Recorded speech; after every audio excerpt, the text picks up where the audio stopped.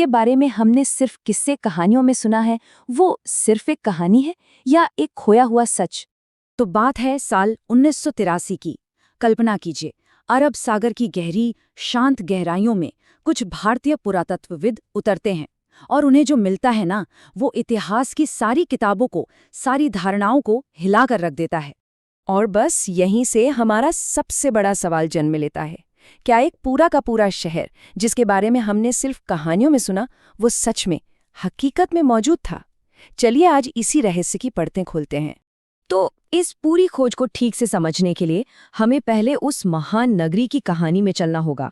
वो कहानी जिसके बारे में कहा जाता है कि उसे इंसानों ने नहीं बल्कि खुद देवताओं ने बनाया था।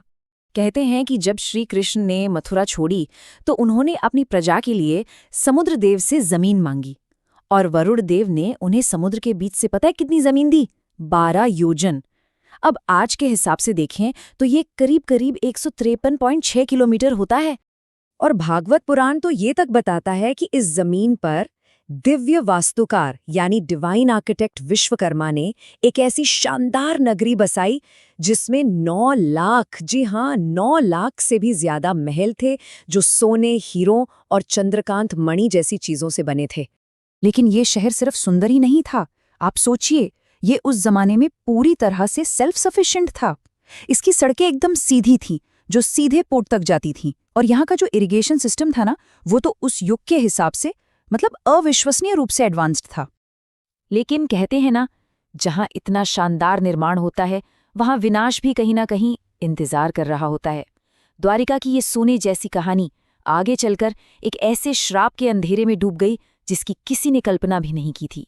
तो देखिए, द्वारका के विनाश की जो कहानी है ना, उसकी नींव 2 अलग अलग श्रापों ने रखी। एक श्राप जो एक माँ के टूटे हुए दिल से निकला था, उसके गहरे दुख से जन्मा था, और दूसरा था ऋषियों के अपमान से पैदा हुआ गुस्सा। और फिर वो दोनों श्राप एक एक करके सच होने लगे।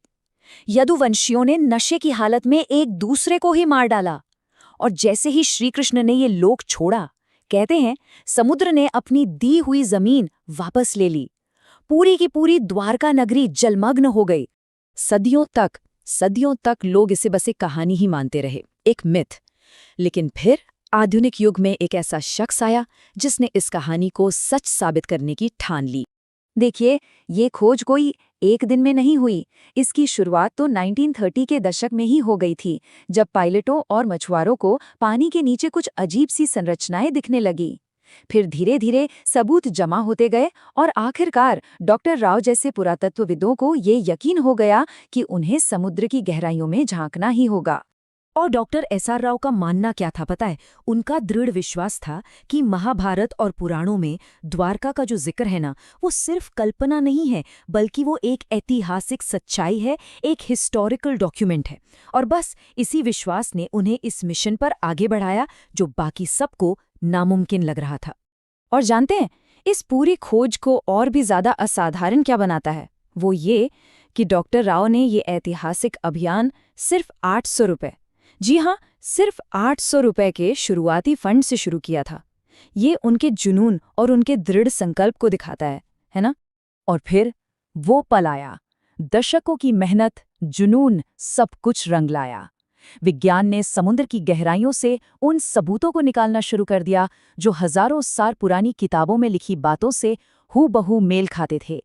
और यहाँ पर तो विज्ञान और ग्रंथों का एक अद्भुत मिलन देखने को मिला। आप सोचिए, महाभारत में जिस तरह के शहर का जिक्र था, वैसी ही चीजें समुद्र के नीचे मिली। बड़ी बड़ी दीवारें, एक वेल प्लान्ड पोर्ट के सबूत, ये सब कुछ लगभग वैसा ही था जैसा किताबों में लिखा था।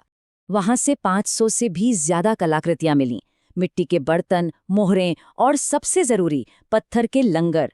ये लंगर इस बात का पक्का सबूत थे कि ये कोई मामूली बस्ती नहीं, बल्कि एक बिजी पोर्ट सिटी थी, एक एक्टिव समुद्री व्यापार का केंद्र। लेकिन सबसे चौंकाने वाली खोज तो तब हुई जब कार्बन डेटिंग की रिपोर्ट आई। एक कलाकृति की उम्र 9000 साल पुरानी निकली।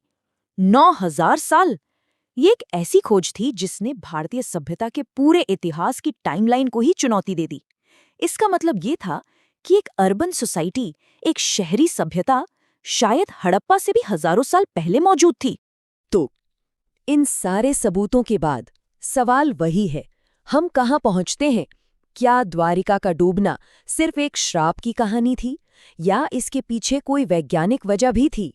और मजे की बात यह है कि दोनों ही वजहें, दोनों ही एक्सप्लेनेशंस एक ही घटना को बयां कर सकती हैं। एक उसे डिवाइन नजरिए से देखती हैं और दूसरी उसे जियोलॉजिकल नजरिए से। अक्सर क्या होता है ना कि हमारे प्राचीन मिथक, हमारी कहानियां असल में उन विनाशकारी प्राकृतिक घटनाओं की यादें होती हैं जिन्हें लिखने की कला से पहले एक पीढ़ी से दूसरी पीढ़ी तक पहुंचाया जाता था। और हाल ही में इस खोज ने एक बार फिर पूरी दुनिया का ध्यान अपनी ओर खींचा जब प्रधानमंत्री मोदी ने खुद समुद्र की गहराइयों में जाकर उस प्राचीन नगरी को श्रद्धांजलि दी।